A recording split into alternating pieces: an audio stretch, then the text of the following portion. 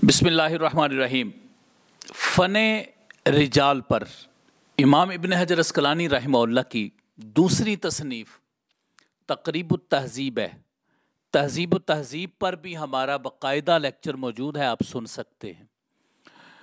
तक़रीबुत तहज़ीब इमाम इब्न हजर अस्कलानी अल-मुतवफ़्फ़ा 852 हिजरी रहमहुल्लाह की ज़बरदस्त किस्म की किताब है और बहुत मुख्तसर सी किताब है। इमाम इब्न हजर अस्कलानी रहमहुल्लाह की किताब तक़रीबुत तहज़ीब एक जिल्द पर भी मुश्तमिल है और दो जिल्दों पर भी। जो तखरीज के साथ है वो दो जिल्दों पर मुश्तमिल है। इस वक्त ये किताब मेरे सामने है और ये तक़रीबुत तहज़ीब किताब दो जिल्दों पर मुश्तमिल है क्योंकि ये तखरीज के साथ है। ये किताब इमाम इब्न हजर अस्कलानी रहमहुल्लाह ने जब लिखी तो उसके शुरू में एक मुकदमा लिखा। उस मुकदमा के अंदर सारी वजाहत कर दी कि ये किताब मैंने क्यों लिखी, इसके अंदर मैंने रमूज़ कौन से रखे हैं और फिर किस किस उसलूब से बयान किया है, कौन कौन से इसके तबक़ात रखे हैं। ये सारी चीज़ें इमाम इब्न हजर अस्कलानी रहमहुल्लाह ने मुकदमा के अंदर जिक्र कर दी हैं। अब आइए देखते हैं कि उन्होंने क्या बयान किया अपने मुकदमा के अंदर, या इसके अलावा इस किताब का उसलूब क्या है। इमाम इब्न हजर अस्कलानी रहमहुल्लाह ने इस किताब की हिस्ट्री बयान की कि ये तहज़ीबुल कमाल से चला, फिर मैंने उस पर तहज़ीबुत तहज़ीब लिखी और फिर उसके बाद मुझे कुछ दोस्तों ने कहा कि आप इसको बिल्कुल मुख्तसर कर दें, तहज़ीबुत तहज़ीब को भी मुख्तसर कर दें। इसके बारे में फरमाते हैं फल तमस मिन्नी बादुल इख्वानी अन उजरिद लहुल अस्मा खासतन। फरमाते हैं कि मुझे दोस्तों ने ये कहा कि आप इस तरह करें कि शॉर्ट सा लेकर आ जाएं, शॉर्ट सी किताब रावी के अहवाल। तो फरमाते हैं कि मैंने एक एक सतर में कोशिश की है कि रावी के अहवाल को जिक्र कर दूं। इतने जामे अंदाज से जिक्र किया है कि बंदा बहुत सारी किताबों से, इनकी अपनी दीगर किताबों से भी बेपरवाह हो जाता है। इस तरीके से इन्होंने जिक्र किया। सबसे पहले तो ये बात आप जहन में रखिए कि इस किताब के अंदर इमाम इब्न हजर अस्कलानी रहमहुल्लाह ने 12 तबक़ात का जिक्र किया है और उसके बारे में खुद ही इमाम इब्न हजर अस्कलानी रहमहुल्लाह इस मुकदमा के अंदर फरमाते हैं फ़इन कान मिनल ऊला वसानिया, अगर पहला और दूसरा तबका होगा फ़हुम क़ब्ल अल मिआ, तो वो 100 साल से पहले का होगा। यानी पहला जो 100 साल है उसके अंदर पहला और दूसरा तबका जिक्र किया जाएगा। वइन काना मिन सालिसति इला आखिर सामिना, और अगर तीसरे से लेकर 8वें के एंड तक होगा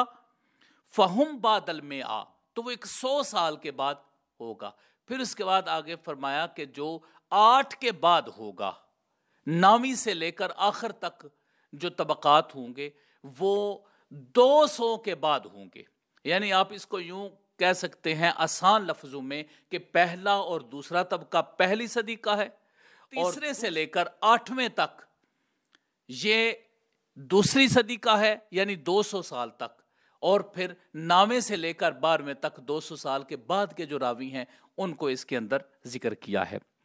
फिर उसके बाद अगर इसकी मजीद तफसील में जाएं कि वो तबक़ात कौन कौन से हैं, एक तो हमने समझा कि पहली, दूसरी और दूसरी के बाद की सदी में जो उन्होंने तबक़ात की तकसीम की है।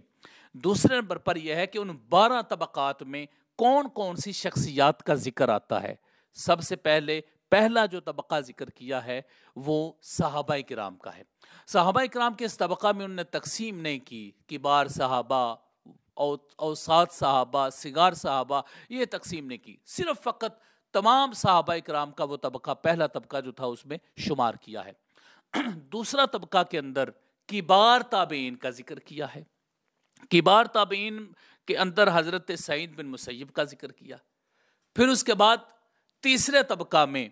वुस्ता ताबईन का जिक्र किया है,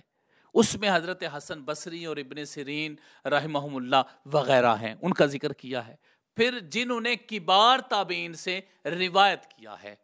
उनका जिक्र किया, जिस तरह इमाम ज़ोहरी हैं, कतादा हैं। फिर उसके बाद सिगार ताबीन का, सुगरा ताबीन का जिक्र किया, जिस तरह के इमाम आमश हैं। फिर उसके बाद आगे जो छठा तबका आता है उसमें उन्होंने जिक्र किया कि जिन्होंने 5वां तबका पाया लेकिन उनकी सहाबाए किराम से मुलाकात ना हुई, जिस तरह के इब्ने जुरैज का नाम उसके अंदर आता है। फिर उसके बाद تبا تابعین کا ذکر شروع ہو جاتا ہے، کبار اتباع التابعین ان کا ذکر شروع ہوتا ہے، جس میں امام مالک ہیں اور امام ثوری ہیں، اور پھر ان کے بعد وسطی اتباع تابعین ہیں جن میں ابن عیینہ اور ابن علیہ آتے ہیں، پھر اس کے بعد الصغریٰ من اتباع التابعین ہیں جن میں یزید بن ہارون، امام شافعی اور امام ابو داؤد طیالسی رحمہ اللہ جن کے اندر شامل ہیں، اور 10واں طبقہ اس کے بعد کبار الاخذین عن اتباع التابعین، جن وہ ائمہ کبار جن نے تبع تابعین سے روایت کیا ہے، اور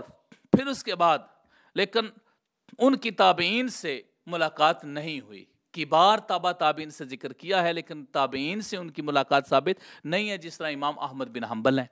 پھر اس کے بعد وسطی کا ذکر کیا اور ان میں امام زہلی اور امام بخاری رحمہ اللہ آتے ہیں، پھر صغار الاخذین عن تبع الاتباع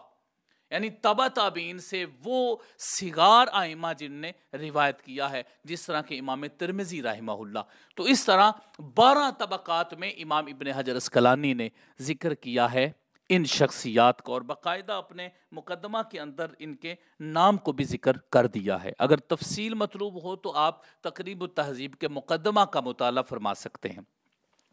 اس کے بعد جو امام ابن حجر اسقلانی رحمہ اللہ نے تقریب التہذیب کے اندر اسلوب اپنایا ہے، وہ اسلوب بڑا اعلیٰ ہے، بہت مختصر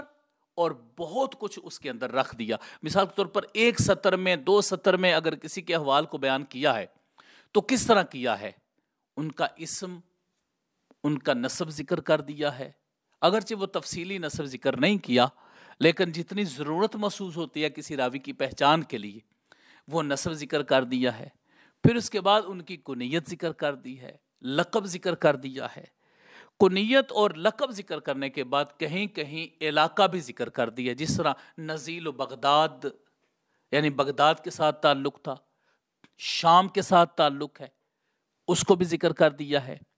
اور اسی طرح علاقہ ذکر کرنے کے ساتھ ساتھ کہیں جو القاب ہیں یا اسماء ہیں ان کے اعراب بھی ذکر کر دیے ہیں۔ اس کی مثال ہے، مثال کے طور پر الریاشی، الریاشی لقب ذکر کیا ہے تو اس کے بعد کیا فرماتے ہیں، بکسر الراء وتخفیف التحتانیہ وبالمعجمہ، یعنی را کے کسرہ کے ساتھ الریاشی، اور کہیں عباس بن فروخ کا ذکر کیا اور فرمایا بفتح الفاء وتشدید الراء، فا کے فتحہ اور را کی تشدید کے ساتھ ہے۔ تو اس کا مطلب یہ ہے کہ انہوں نے اس کے اعراب بھی ذکر کیے ہیں، القاب کے بھی اور راموں کے بھی، اور آگے فرمایا الجریری، الجریری کے بارے میں فرمایا بضم الجیم، جیم کے ضمہ کے ساتھ۔ تو اس کا مطلب ہے کہ امام ابن حجر اسقلانی رحمہ اللہ نے مختصر سے مواد میں بہت کچھ بیان کر دیا، تو القاب اور اسماء کے اعراب کو بھی اور تلفظ کو بھی وہاں پر امام ابن حجر اسقلانی رحمہ اللہ نے بیان کر دی، اگرچہ ہر جگہ پر نہیں ہے لیکن جہاں پر بھی کوئی التباس آتا ہے یا ابہام آتا ہے تو وہاں پر وہ اس کو واضح کر دیتے ہیں تاکہ سمجھنے والے طالب حدیث کے لیے آسانی پیدا ہو سکے۔ پھر اس کے بعد حکم لگاتے ہیں، اور حکم کا اسلوب کیا ہے، انتہائی مختصر سا، صدوق، ثقہ، ضعیف، وہ چھوٹا سا حکم لگا کے اس راوی کے بارے میں اپنی رائے قائم کرتے ہیں۔ پھر اس کے بعد وہ طبقات کا ذکر کرتے ہیں، جو ابھی طبقات میں نے عرض کیے ہیں ان طبقات کو امام ابن حجر اسقلانی باقاعدہ طور پر ذکر کرتے ہیں، من السادسہ، من الخامسہ، من الرابعہ، من الحادی عشر، اس طریقے سے امام ابن حجر اسقلانی رحمہ اللہ اس راوی کے طبقات کو بھی ایک لفظ کے اندر بیان کر دیتے ہیں۔ پھر اس کے بعد امام ابن حجر اسقلانی رحمہ اللہ مختصر، کبھی کبھی انتہائی مختصر سا کسی بھی راوی کی تعدیل کے متعلق یا کسی بھی راوی کے متعلق کوئی وہاں پر ضرورت محسوس ہو تو مختصر سا کوئی ایک قول یا 2 قول بھی ذکر کر دیتے ہیں، جس طرح حضرت سعید بن مسیب رحمہ اللہ آپ کے حوالے سے جب آپ کا ذکر کیا تو وہاں پر آپ کی مرسلات کے بارے میں ایک قول ذکر کیا، فرماتے ہیں اتفقوا علی مرسلاتہ اصح المراسیل، محدثین کرام نے آپ کی مراسیل کے صحیح ہونے پر اتفاق کیا ہے کہ آپ کی مراسیل سب سے زیادہ صحیح ہیں، تو اس کا مطلب ہے کہ یہاں پر اس طریقے سے کوئی قول بھی ان کے بارے میں کوئی ذکر کر دیا ہے، یا کوئی رائے تھی محدثین اکرام کی تو اس کو بھی ذکر کر دیا ہے۔ پھر اس کے بعد امام ابن حجر عسقلانی رحمہ اللہ اس راوی کی وفات کا ذکر کرتے ہیں۔ وفات کے ذکر میں عمومی طور پر جو آخری ہوتی ہیں صدیاں، مطلب پہلی صدی، دوسری، تیسری، تو اس کا وہ ذکر نہیں کرتے۔ اس کی وجہ کیا ہے؟ اس کی وجہ یہ ہے کہ انہوں نے ذکر ہی طبقات کے ضمن میں کیا ہے۔ اب جس کو پتا ہوگا کہ یہ راوی فلاں طبقہ کا ہے، دوسرے، تیسرے، چوتھے کا، تو اس کو پتا چل جائے گا پہلی صدی ہجری کا ہے، دوسری کا ہے، یا تیسری کا ہے، کس صدی ہجری کا، اس کو آٹومیٹکلی پتا چل جائے گا۔ تو امام ابن حجر عسقلانی اس کو شارٹ کرنے کے لیے آخر میں 100 یا 200 وغیرہ کا ذکر نہیں کیا۔ اس کا مطلب ہے کہ یہ بھی ایک خوبصورت اسلوب تھا امام ابن حجر عسقلانی رحمہ اللہ کا۔ یہ نہیں ہے کہ کوئی کاتب کی غلطی سے کوئی تقریب التہذیب کے آخر میں وہ لفظ رہ گیا ہے ایک، اور اس کی ابتدائی تاریخ جو ہے وہ بیان ہو گئی ہے، تو 200 کا لفظ رہ گیا ہے یا 100 کا لفظ رہ گیا ہے، ایسا نہیں ہے، بلکہ باقاعدہ طور پر انہوں نے خود اس کا ذکر نہیں کیا، کیونکہ انہوں نے اپنے مقدمہ میں یہ بیان کر دیا تھا کہ میں کس صدی کے راوی کے بارے میں یہ ذکر کر رہا ہوں۔ اس کے بعد امام ابن حجر عسقلانی رحمہ اللہ کچھ رموز ذکر کرتے ہیں، کبھی خا لے آئے، کبھی عین لے آئے، کبھی سین لے آئے، کبھی قاف لے آئے، تو یہ باقاعدہ طور پر رموز ہیں کہ یہ راوی کس کتاب کا راوی ہے۔ اگر 6 کتابوں کا راوی ہے تو عین کو ذکر کر دیا ہے، اگر بخاری کا ہے تو خا لے آئے ہیں، اگر بخاری کا بھی ہے، ابو داؤد کا بھی ہے، نسائی کا بھی ہے، تو خا، دال اور سین کو لے کر آ گئے۔ تو شروع میں انہوں نے وہ رموز بھی ذکر کیے کہ اس سے مراد ہماری کیا ہوگی۔ تو اس طریقے سے اب مثال کے طور پر چند ایک رموز جو ہے وہ میں عرض کرتا ہوں۔ اگر کتب 6 کا راوی ہے تو عین لے کر آگے،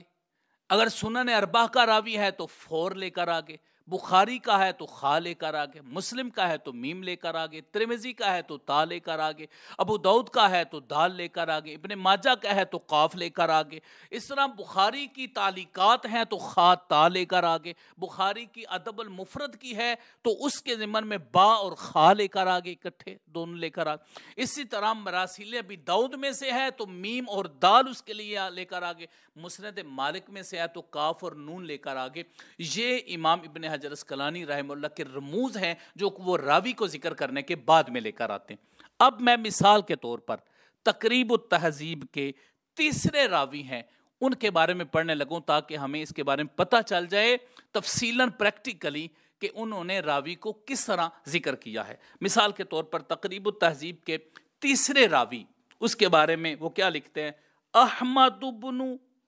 ابراہیم ابن کثیر ابن زید الدورقی النکری، یہ ذکر کیا۔ اب اس میں ان کا نام بھی آ گیا، نسب بھی آ گئے، ان کا جو نسبتی لقب تھا وہ بھی آ گیا، اور النکری ذکر کرنے کے بعد کیا فرماتے ہیں؟ فرماتے ہیں بضم النون، نون کے ضمہ کے ساتھ، النکری، اس کا اعراب بھی بتا دیا۔ پھر اس کے بعد البغدادی، ان کا علاقہ، ان کا جو لقب تھا وہ کس علاقے کے تھے اس کو بھی بتا دیا۔ کئی جگہ پر نزیل بغداد کا لفظ بھی لے کر آ جاتے ہیں۔ پھر اس کے بعد ثقۃ حافظ، بس اتنا حکم بھی لگا دیا۔ یہ امام ابن حجر عسقلانی رحمہ اللہ کا فائنلائز حکم ہے۔ اب وہاں پہ تہذیب و تہذیب کے اندر یا تہذیب الکمال کے اندر تو مختلف اقوال ہیں نا، تو امام ابن حجر عسقلانی یہاں پر اپنی رائے ذکر کرتے ہیں کہ میرے نزدیک اس راوی کا کیا سٹیٹس ہے، اور وہ یقیناً اپنی تحقیق کے بعد اس کو ذکر کرتے ہیں۔ تو اگر کوئی ابن حجر عسقلانی رحمہ اللہ کی رائے جاننا چاہتا ہے تو تہذیب و تہذیب کی طرف رجوع کی بجائے وہ تقریب التہذیب کی طرف رجوع کرے تو اس کو امام ابن حجر عسقلانی رحمہ اللہ کی رائے کا علم ہو جائے گا۔ پھر اس کے بعد فرماتے ہیں من العاشراتی، یہ 10ویں طبقہ سے ہیں۔ اب یہاں پر طبقہ بھی بتا دیا۔ پھر اس کے بعد فرمایا مات سنہ 46 اور 46 کو ان کا وصال ہوا۔ اب یہ چونکہ یہ 10واں طبقہ ہے اور ہم نے یہ پڑھا تھا کہ جو 9ویں طبقہ سے بعد والے ہیں وہ 200 کے بعد ہوں گے، تو اب ہم نے 46 کی وجہ سے پریشان نہیں ہو جانا کہ یہ 46 ہے تو کون سا ہے، پہلی صدی کا ہے، دوسری کا ہے یا تیسری کا ہے، اس وجہ سے ہم نے پریشان نہیں ہو جانا، بلکہ العاشرہ سے ہم نے سمجھ لینا ہے کہ یہ 200 کے بعد کا راوی ہے۔ تو پھر ہم نے آگے میاتین اس کے لکھ دینا ہے۔ بلکہ اگر آپ جدید تحقیق دیکھیں گے تو اس میں جس طرح یہ میرے سامنے ایک کتاب ہے، تو اس کتاب کے اندر جو محقق ہے اس نے بریکٹ کے اندر وہ لکھ دیا ہوا ہے باقاعدہ طور پر کہ اس سے مراد کیا ہے۔ تو اب میاتین کا لفظ ہوگا تو انہیں بریکٹ میں لکھ دیا، اور اگر آپ کے پاس کوئی اور نسخہ ہو تو پھر آپ وہ دیکھ لیں کہ وہ کون سے جو ہے وہ اس میں شمار ہوتے ہیں، تو آپ ان کو میاتین میں شامل کر سکتے ہیں۔ پھر اس کے بعد آگے فرماتے ہیں میم دال تا قاف، اس کا مطلب ہے کہ یہ جو راوی ہیں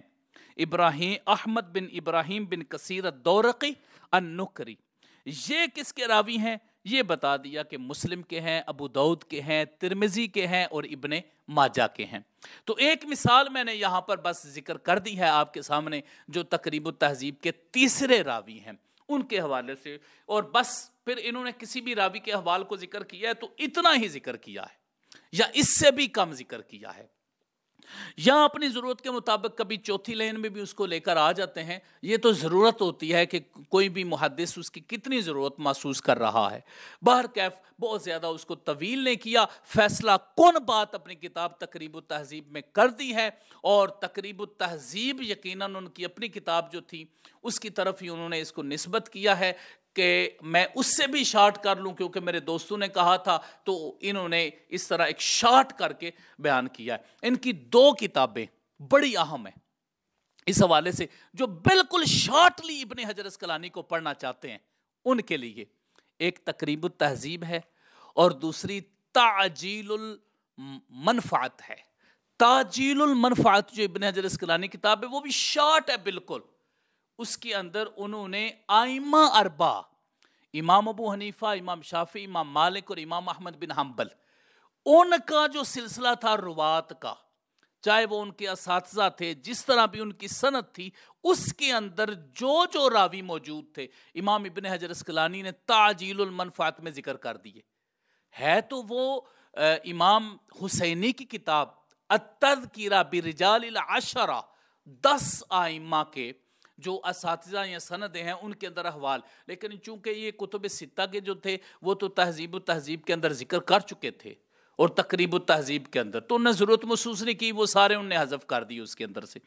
اب صرف ان 4 ائمہ جو باقی بچتے تھے ان کے وہ لیے، اور انہوں نے پھر باقی کتب سے تعجیل المنفعت پہ ہمارا بیان موجود ہے، آپ وہ سن لیجئے گا، انشاءاللہ آپ کو اس حوالے سے رہنمائی ہو جائے گی۔ تو یہ تھا جی تقریب التہذیب، اور اس میں بھی امام احمد بن حنبل نے وہی طریقہ کار اختیار کیا جو تہذیب التہذیب کے اندر اختیار کیا، کہ یہ احمد نام سے جو تھا وہ اس کو پہلے لے کر آئے الفابیٹیکلی میں، احمد کو پہلے لے کر آئے، پھر اس کے بعد با وغیرہ کا جو ہے وہ شروع کرتے ہیں۔ تو یہ ایک بڑی زبردست کاوش ہے امام ابن حجر اسقلانی رحمہ اللہ کی تقریب التہذیب۔ ہاں اگر کوئی یہ سوال کرے کہ جو امام ابن حجر اسقلانی نے فائنلائز کر دیا، سکہ کہہ دیا، تو کیا وہ واقعہ ہی سکہ ہو گیا؟ تو اس حوالے سے یہ بات ذہن میں رکھیے کہ محدثین کرام ان پر اعتماد ضرور کرتے ہیں، لیکن یہ کسی بھی راوی کا حتمی فیصلہ آپ کے عہد تک نہیں ہو سکتا۔ آپ خود بھی تحقیق کر سکتے ہیں، اس راوی کے بارے میں آپ جانچ پڑتال کر سکتے ہیں، جس طرح کہ امام ابن حجر اسقلانی رحمہ اللہ سے کئی محدثین کرام نے اختلاف بھی کیا ہے۔ تو اس لیے کسی بھی محدث کی رائے اپنی حد تک حتمی ہوتی ہے، لیکن آپ کے لیے تحقیق کے راستے کھلے ہوتے ہیں۔ امام ابن حجر اسقلانی رحمہ اللہ کی عظیم الشان کاوش پر اللہ رب العزت ان کے مزید درجات بلند فرمائے اور ہمیں بھی احیاء حدیث کی توفیقات نصیب فرمائے، آمین یا رب العالمین۔ وصلی اللہ علی حبیبی سیدنا محمد و آلہ وصحبہ اجمعین برحمتک۔